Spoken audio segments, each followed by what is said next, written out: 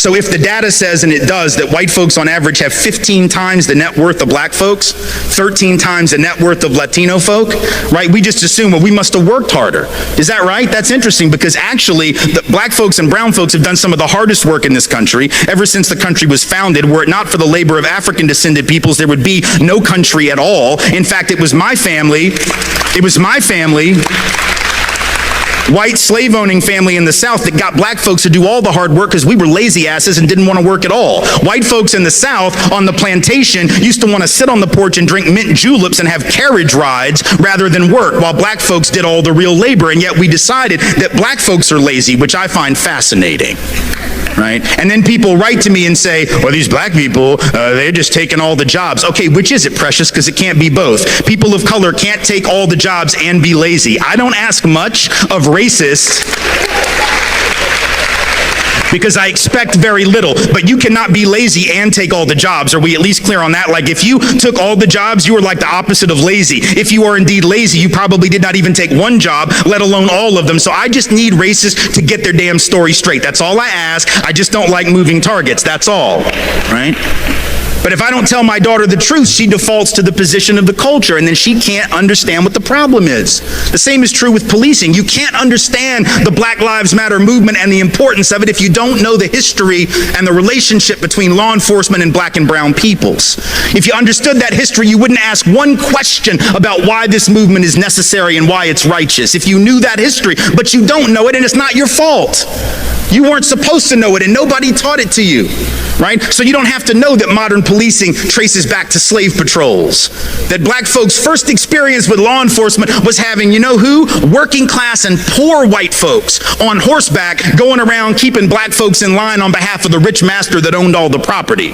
That sounds a lot like modern policing, because ain't no rich people policing, right? It's working class folks who are out there protecting the property of rich people against the depredations of poor people. That's what modern policing is, and it traces back, and we know that's what modern policing is, by the way, because we will lock you up for 10 years for $100 worth of food stamp fraud, but if you take $12.5 trillion on Wall Street, 20% of the net worth of this country, you will not do one day in jail.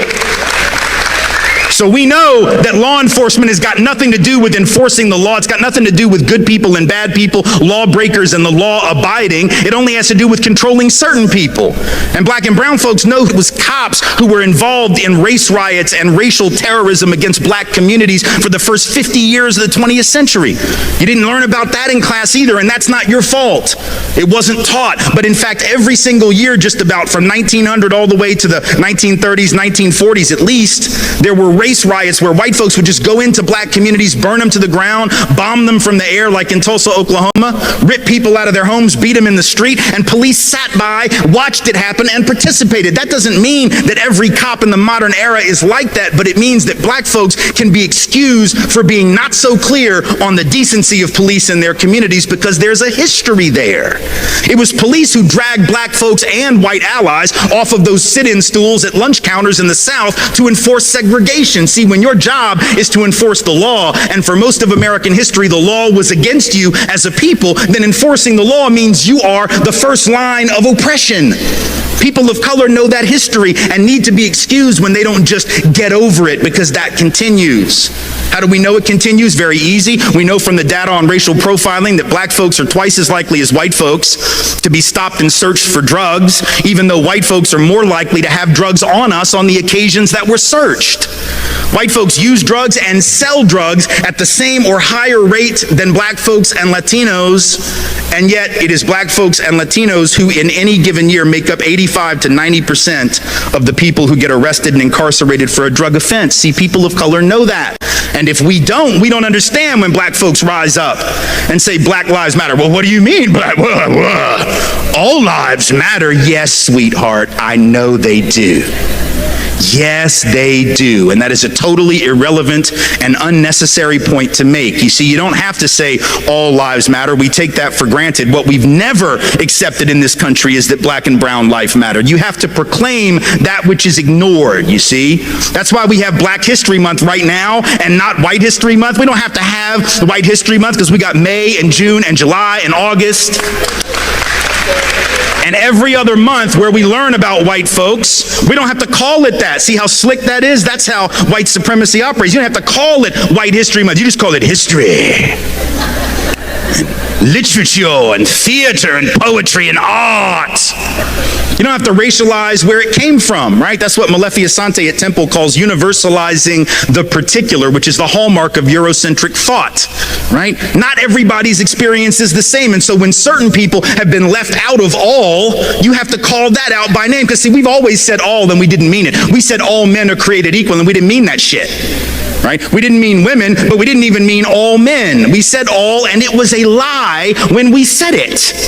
Right? And so in a sense, when you say Black Lives Matter, to respond with all lives matter would be like going in a time machine back to 1971. Y'all won't remember this, those who were students, those who were older will. Around 1970, 71, 72, the big phrase was black is beautiful, right? There was this desire to take back the beauty narrative from a beauty industry, fashion industry, glamour industry that had hijacked it and denigrated black physicality and beauty, right? So folks were saying black is beautiful to reclaim a sense of beauty for themselves. It'd be like getting in a time machine, going back to 1971, hearing somebody say black is beautiful and tapping them on the shoulder and going, but we're all beautiful in our own way. Yes, shut up, we know. Not the point. It'd be like going back to the early 80s when the HIV/AIDS crisis started. And it took several years for the President of the United States to even utter the word. Ronald Reagan didn't want to even utter the word, let alone cut loose with funding to deal with the problem until his buddy Rock Hudson died of it. And then all of a sudden, he was willing to talk about it a little bit, right? So for the first several years, what'd you have? You had activists out in the street. You had ACT UP, Gay Men's Health Crisis, out in the street demanding research and funding for HIV/AIDS, right? And what they were saying, in effect, was people with AIDS lives matter. That wasn't the actual phrase, and we didn't have hashtags, but that was essentially what they were saying, right? People with AIDS lives matter, and we need to pay attention because right now we're not paying attention to that. And we don't seem to believe it as a society, so we need to start believing it. It would be like getting in a time machine, going back to 1983, 82, in the middle of an ACT UP event or a Gay Men's Health Crisis event, and shutting down the protest by saying, yeah, but what about pancreatic cancer? People die of all kinds of things, right? Sort of not the point. You have to proclaim that which is ignored. And if we know the history, we understand that, right? Because if we know the history, we know that it is indeed black life, and I would suggest brown life, life of color generally, indigenous life, that is usually denigrated, demeaned, ignored. On a sexual level, it's trans lives that are demeaned, ignored, right? It's women as women. So sometimes you got to proclaim that which is not in the obvious frame of reference. There's nothing pernicious about it. It's not about saying black lives are worth more than other lives. It's about, damn it, these lives actually do matter. And even though the history says they don't, we're here to tell you that they do.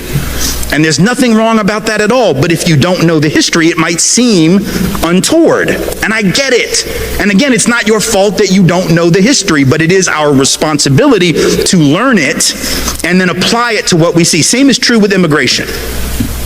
This immigration drama that we have right now is only possible because we don't understand our own history.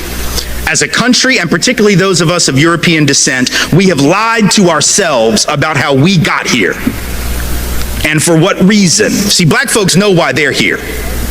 Native peoples know why they're here and how they got here. A lot of Asian folk know, particularly if they're Chinese American, they know they got here because their ancestors were brought over to work on the railroads by the railroad barons who didn't care if thousands of them died laying track 19, 20 hours a day. But for those of us who are from Europe, we have this fiction that we've told, and we believe it, even though there's no truth to it. You know what the fiction is? It's two parts. Number one, we say things like, with regard to Mexicans coming over the border, with regard to immigrants coming over, but only that border. That's the only one we care about, right? The southern border. I find that interesting. We're not flipping out about Canada, right? We don't have any of the Minutemen or the anti-immigrant groups sitting off the coast of Nova Scotia with a gun and a scope trying to pick off the sneaky Canadians that are trying to sneak in here for our superior healthcare system, which after all would be a pretty stupid thing to do. But in any event, we only care about that one border, forgetting for a minute that that border was created at the end of a war that was started on false pretense by this country, after which we jacked half of their country. And you weren't taught that in school either, because our history books aren't interested in telling the truth. They tell this very patriotic history that has no relationship to the fact. So that border is artificial. Mexican folk who are coming here, documented or not, let's be clear, are coming home. Their families were here before our families were were here in almost every instance. But we forget that, and then we say things like, well, I don't mind them coming. I just want them to come legally like my people did. The hell does that even mean? Come legally? There was no law to break when our people came. The fact that we didn't break a law that didn't even exist, you don't get cookies for that. You don't get like a pat on the back and a gold star because your great whatever was law-abiding when there was no law that he could have violated, even if he wanted to. But we've told this lie that we came for these upstanding principles. So we'll say things like, well, you know, our people came for liberty and freedom, democracy. These people are just coming for stuff. They're just coming for jobs. They're just coming for health care. They're just coming for stuff. We came for high-minded principle, right? Because we believe that. What kind of third-grade version of American history is that, right? Like when Donald Trump says, well, Mexico's not sending their best. What the hell, you think Europe sent their best?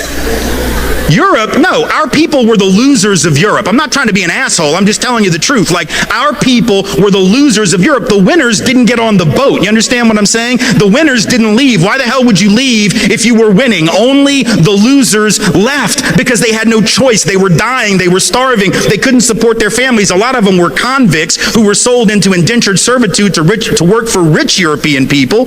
They were barely above the level of a slave themselves. The idea that we had these we didn't believe in liberty and freedom. And we know that because once we got to the colonies, we set up the opposite of liberty and freedom. And I don't just mean that for like black folks and native folks. I mean even for other white folks. Like we spent most of the time in the early colonies trying to figure out who the witch was, right? It was like, well, you're not a Christian. Well, no, you're not a Christian. Well, no, you're not a Christian. I'm going to hang you from a tree. Really? Well, I'm going to drown you in the stream. Well, I'm going to set you on fire. Like that wasn't liberty. The colonies were some of the least free places in the history of the cosmos. But we act like we came for liberty and they're just here to take advantage. Let's be clear. Our people didn't come for liberty. They came for stuff.